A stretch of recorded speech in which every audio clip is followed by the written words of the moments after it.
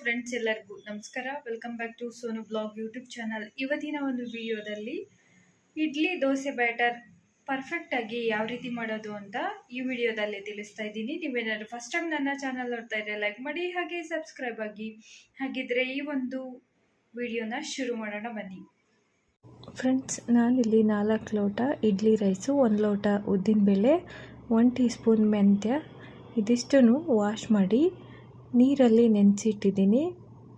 5 to 6 hours ನೆನೆಸ್ಬೋದು, ಇಲ್ಲಾಂದರೆ ಎಷ್ಟೊತ್ತು ಬೇಕಾದ್ರೂ ನೆನೆಸ್ಬೋದು.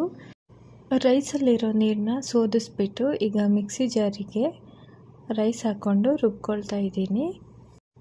ಫ್ರೆಂಡ್ಸ್, ರೈಸ್ ಮತ್ತು ಉದ್ದಿನಬೇಳೆ ನೆನೆಸೋದಕ್ಕಿಂತ ಮುಂಚೆ ಒಂದು ಸಾರಿ ಚೆನ್ನಾಗಿ ಕ್ಲೀನ್ ಮಾಡಿಬಿಟ್ಟು ನೀರಿಂದ 5 to 6 ಟೈಮ್ಸ್ ವಾಶ್ ಮಾಡಬೇಕು.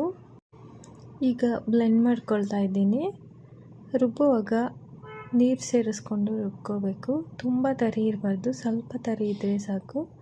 ಫ್ರೆಂಡ್ಸ್, ಈಗ ರೈಸ್ ಮತ್ತು ಉದ್ದಿನಬೇಳೆ ರುಬ್ಬಿ ಆಗಿದೆ. ಈಗ ಪಾತ್ರೆಯಲ್ಲಿ ದೋಸೆ ಹಿಟ್ಟು ಹಾಕ್ತಾ ಇದ್ದೀನಿ. ಹಿಟ್ಟು ತೆಳು ಇದ್ದರೆ ನೀರು ಹಾಕೊಳ್ಳೋದೇನು ಬೇಡ. ಸ್ವಲ್ಪ ಗಟ್ಟಿ ಇದೆ ಅನಿಸಿದರೆ ಒಂದು ಅರ್ಧ ಲೋಟ ನೀರು ಹಾಕ್ಕೊಂಡ್ರೆ ಸಾಕು. ಈಗ ನೋಡಿ, ರೈಸ್ ರುಬ್ಬಿ ಆಗಿದೆ. ಈಗ ಪಾತ್ರೆ ಕವರ್ ಮಾಡಿ ಓವರ್ ನೈಟ್ ಫರ್ಮೆಂಟೇಷನ್ ಆಗೋದಕ್ಕೆ ಬಿಟ್ಟಿದ್ದೀನಿ. ನೆಕ್ಸ್ಟ್ ಡೇ ಮಾರ್ನಿಂಗ್ ಓಪನ್ ಮಾಡಿ ಚೆಕ್ ಮಾಡ್ತಾ ಇದ್ದೀನಿ. ನೋಡಿ, ಹಿಟ್ಟು ಇಷ್ಟು ಹುಳಿ ಬಂದಿದೆ. 1/4 ಪಾತ್ರೆ ಅಷ್ಟು ಹಿಟ್ಟು ಬಂದಿದೆ. ಈಗ ಇದಕ್ಕೆ ರುಚಿಗೆ ಬೇಕಾಗಿರೋಷ್ಟು ಉಪ್ಪು ಹಾಕ್ತಾ ಇದ್ದೀನಿ. ನಾನಿಲ್ಲಿ 3 ಟೇಬಲ್ ಸ್ಪೂನ್ ಅಷ್ಟು ಉಪ್ಪು ಹಾಕ್ಕೊಳ್ತಾ ಇದ್ದೀನಿ. ನೀವು ಟೇಸ್ಟ್ ನೋಡಿಕೊಂಡು ಹಾಕ್ಕೊಳ್ಳಿ. ಈಗ ಒಂದ್ಸರಿ ಚೆನ್ನಾಗಿ ಮಿಕ್ಸ್ ಮಾಡ್ಕೋಬೇಕು.